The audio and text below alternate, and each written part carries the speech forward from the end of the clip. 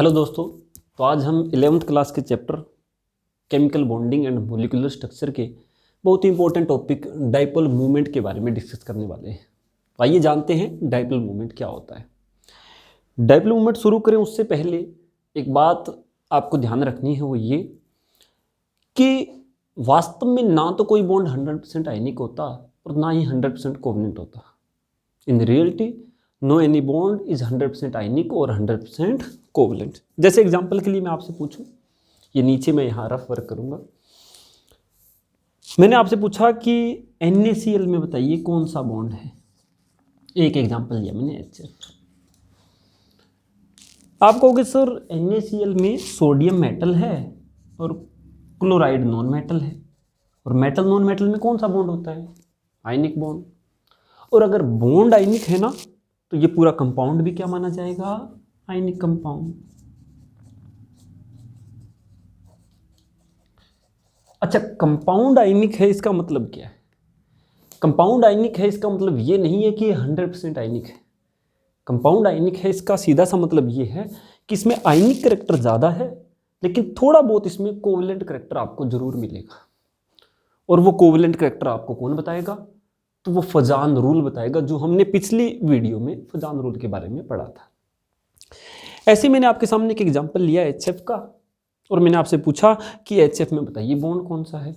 तो आप कहोगे सर हाइड्रोजन नॉन मेटल होता है और फ्लोराइड भी नॉन मेटल होता है। नॉन मेटल में कौन सा बॉन्ड होता है? Covalent bond. और अगर बॉन्ड कोवलेंट है तो ये पूरा कंपाउंड भी क्या माना जाएगा? Covalent compound.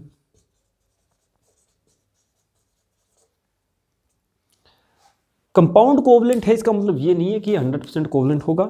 इसका सीधा सा मतलब ये है कि इसमें कोवलेंट करैक्टर ज़्यादा होगा, लेकिन थोड़ा बहुत पक्का इसमें क्या मिलेगा? आयनिक करैक्टर। और वो आयनिक करैक्टर हमें कौन बताएगा? तो वो बताएगा डाइपोल मूवमेंट।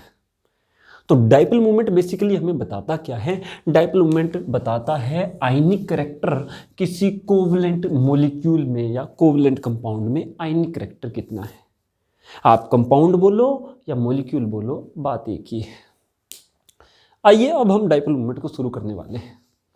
तो हम डाइपोल मूवमेंट को 2 लेक्चर में पढ़ेंगे। आज के लेक्चर में हम डाइपोल मूवमेंट की कुछ बेसिक बातें, कंसेप्ट सीखेंगे, और जो नेक्स्ट लेक्चर होगा उसमें डाइपोल मूवमेंट के ढेर सारे एग्जाम्पल करेंगे। मैंने एक एग्जाम्पल लिखा आपके सामने HF, और एक मैंने एग्जाम्पल लिखा मान लीजिए F2। आपने एक कंसेप्ट जरूर पढ़ा होगा, इलेक्ट्रोनेगेटिविटी। इलेक्ट्रोनेगेटिविटी क्या होती है? इस बॉन्ड वाले इलेक्ट्रॉन को कौन अपनी तरफ खींचेगा? हाइड्रोजन या फ्लोरीन। इस बॉन्ड वाले दोनों इलेक्ट्रॉन को अपनी तरफ खींचने की पावर को ही इलेक्ट्रोनेगेटिविटी कहते हैं। और आपको पता है इलेक्ट्रोनेगेटिविटी वैल्यू होती है, पोलिंग स्केल में जो वैल्यू आती है उसके अकॉर्डिंग इलेक्ट्रोनेगेटिविटी की टेबल हमें NCERT में दे रखी है। मैं उसके अकॉर्डिंग लिख देता हूँ कि फ्लोरीन की इलेक्ट्रोनेगेटिविटी 4 होती है और हाइड्रोजन की 2.1 होती है। फ्लोरीन की 4, ये लीजिए। तो किसकी इलेक्ट्रोनेगेटिविटी ज़्यादा है, फ्लोरीन की या हाइड्रोजन की? तो सीधा सीधा दिखाई दे रहा है फ्लोरीन की। और जिसकी ज़्यादा वो बॉन्ड वाले इलेक्ट्रॉन को अपनी तरफ खींचेगा तो उस पर क्या आएगा? Partial negative. पास वाले पर क्या आएगा? Partial positive. अच्छा, इसमें दोनों की इलेक्ट्रोनेगेटिविटी सेम है, कोई किसी तरफ नहीं खींचेगा तो दोनों पर कोई चार्ज नहीं आएगा। आपको दिखाई दे रहा होगा इस पर 2 पोल आगे, यानी ये जो बॉन्ड है वो पोलर है। ये जो बॉन्ड है वो क्या है? पोलर। तो बॉन्ड का अगर मैं आपसे नेचर पूछूं तो आप कहोगे सर पॉजिटिव नेगेटिव 2 पोल आ गए तो बॉन्ड क्या है? पोलर। और यहां मैं आपसे बॉन्ड का नेचर पूछूं तो आप कहोगे सर बॉन्ड तो नॉन पोलर है, कोई पोल नहीं आए। यहां बॉन्ड पोलर क्यों है? क्योंकि इलेक्ट्रोनेगेटिविटी का डिफरेंस है। डिफरेंस या फिर आप ये बोल सकते हो delta EN not equal to 0 है। डेल्टा का मतलब डिफरेंस इलेक्ट्रोनेगेटिविटी का, वो 0 नहीं है। आप 4 - 2.1 करोगे तो ये जो डेल्टा EN आएगा 1.9 आएगा, 0 नहीं आएगा।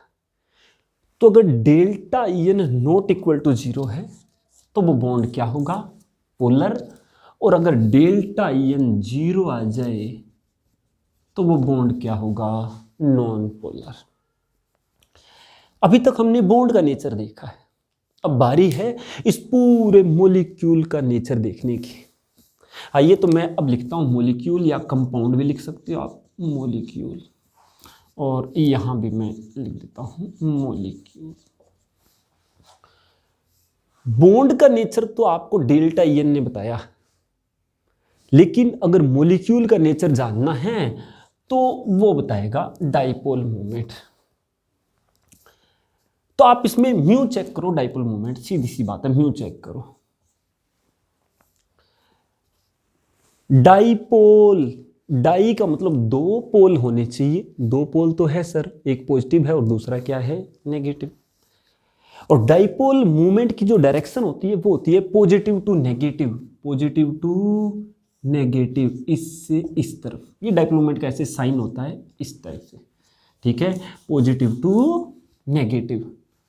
तो डाइपोल भी है और उनका मूवमेंट भी है, यानी डाइपोल मूवमेंट क्या आएगा, not equal to zero, not equal to zero, तो मॉलिक्यूल क्या हो गया, पोलर। क्योंकि अगर dipole movement not equal to zero आए तो मॉलिक्यूल क्या होगा, पोलर, और अगर डाइपोल मूवमेंट जीरो आए तो मॉलिक्यूल क्या बन जाएगा, नॉन पोलर। अब यहां देखिए मॉलिक्यूल का नेचर बताइए। तो आप कहोगे सर डाइपोल दो पोल नहीं है, अगर दो पोल ही नहीं आए तो उनका मूवमेंट आएगा ही नहीं, क्योंकि डाइपोल का जो मूवमेंट होता है वो होता है पॉजिटिव टू नेगेटिव। तो डाइपोल नहीं है तो उसका मूवमेंट भी नहीं है, मूवमेंट नहीं है तो म्यू कितना हो गया, जीरो, और अगर म्यू जीरो हो गया तो मॉलिक्यूल क्या हो गया, नॉन पोलर, इस टाइप से। आइए मैं एक आधा एग्जांपल और डिस्कस करते हैं, उससे कहानी अच्छे से क्लियर हो जाएगी। एक एग्जांपल मैंने आपके सामने और लिखा CO2 का।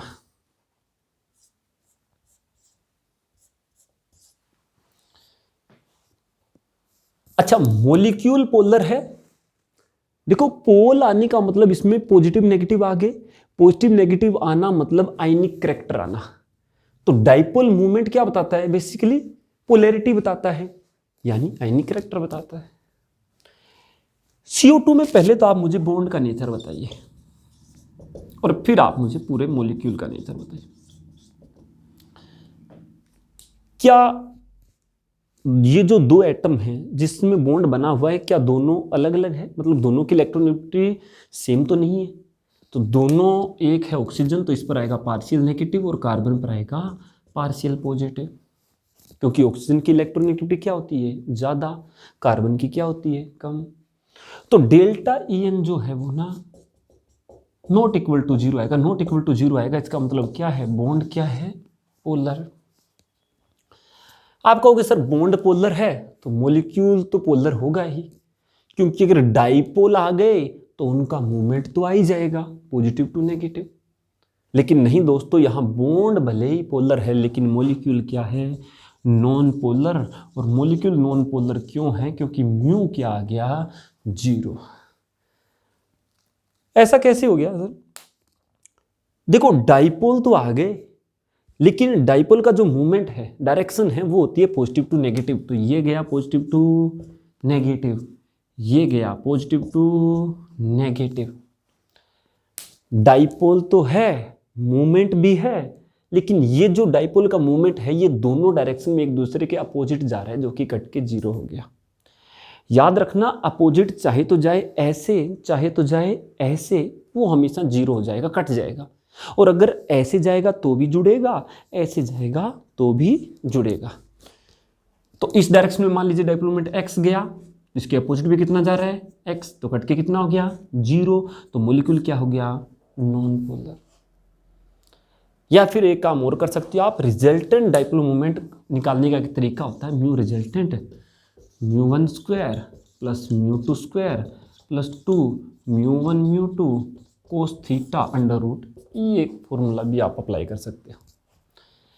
जैसे μ1 यहाँ कितना है x, तो x का स्क्वायर, μ2 भी कितना है x, तो x का स्क्वायर प्लस 2xx कोस 180 degree, x square plus x square 2x square plus 2x², और कोस 180 की वैल्यू होती है -1, तो ये कट के कितना आ गया 0। तो बात एक ही है, चाहे आप रिजल्टेंट डाइपोल मोमेंट का फॉर्मूला निकाल के म्यू निकालो तो भी 0 आएगा, या सीधा आप ध्यान रखो इस तरह से कि डाइपोल मोमेंट जब भी अपोजिट जाए, चाहे तो जाए ऐसे चाहे तो जाए ऐसे, 0 ही होगा, कट जाएगा। इस बात से क्या समझे, 100 बात की एक बात यह है कि अगर बॉन्ड पोलर है तो मॉलिक्यूल पोलर भी हो सकता है, मॉलिक्यूल नॉन पोलर भी हो सकता है, वो डिपेंड करता है उसके डाइपोल मोमेंट पर। ठीक है, तो यहां एक छोटा सा नोट हमें लिखना पड़ेगा। वो नोट क्या है, if bond is polar then molecule may be polar or non polar. तो मॉलिक्यूल पोलर भी हो सकता है, मॉलिक्यूल नॉन पोलर भी हो सकता है। लेकिन अगर बॉन्ड नॉन पोलर हुआ, बॉन्ड नॉन पोलर है इसका मतलब कोई पोल आया ही नहीं, पोल नहीं आया तो डाइपोल कहां से आएगा, और डाइपोल नहीं आएगा तो उसका मूवमेंट भी नहीं आएगा। तो बॉन्ड अगर नॉन पोलर है तो मॉलिक्यूल ऑलवेज क्या होगा, non polar. But if bond is non polar then molecule always non polar. ये बात है आपको ध्यान रखनी है कि मॉलिक्यूल बॉन्ड पोलर है तो मॉलिक्यूल पोलर भी हो सकता है, मॉलिक्यूल नॉन पोलर भी हो सकता है, लेकिन बॉन्ड अगर नॉन पोलर है तो मॉलिक्यूल ऑलवेज क्या होगा, नॉन पोलर। हाँ, एक आधा एक्सेप्शन है जो आपको ध्यान रखना है, जैसे एक एक्सेप्शन होता है PH3 का। एग्जाम्पल लिया आपने PH3। PH3 में अगर आप देखोगे ना, कुछ इस टाइप से होता है, एक लोन पेयर होता है। फॉस्फोरस और हाइड्रोजन दोनों की इलेक्ट्रोनेगेटिविटी सेम होती है 2.1, इसकी भी 2.1, इसकी भी 2.1। अच्छा, दोनों की अगर इलेक्ट्रोनेगेटिविटी सेम है तो डेल्टा EN 0 आएगा। डेल्टा EN क्या आएगा, 0। और डेल्टा EN 0 है तो बॉन्ड क्या है, नॉन पोलर। तो बॉन्ड यहां क्या है, नॉन पोलर। लेकिन मैं आपको बताना चाहूंगा कि ये मॉलिक्यूल क्या होगा, पोलर। क्यों, क्योंकि अच्छा, बॉन्ड की वजह से डाइपोल नहीं आया, लेकिन इस लोन पेयर की वजह से डाइपोल आएगा। इस टाइप से लोन पेयर जिधर जा रहा होगा उस डायरेक्शन में डाइपोल मोमेंट आएगा। लोन पेयर की वजह से कैसे डाइपोल मोमेंट आया, लोन पेयर का क्या रोल होता है, इसके ढेर सारे एग्जाम्पल हम नेक्स्ट लेक्चर में पढ़ेंगे। तो आज के लिए इतना ही।